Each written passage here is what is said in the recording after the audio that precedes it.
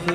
Assalamualaikum. Razı kıl men anı alma, merni çöker kişi hakkı.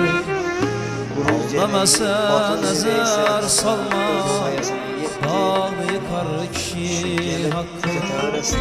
Ellerinden el amandır, bir sana imandır.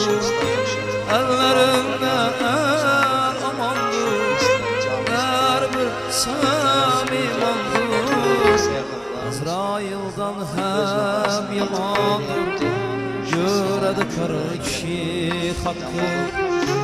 Azrail'dan hem yamandır, göredi kör kişi hakkı. Assalamualaikum. Canınız aman. Yani baton uşaqları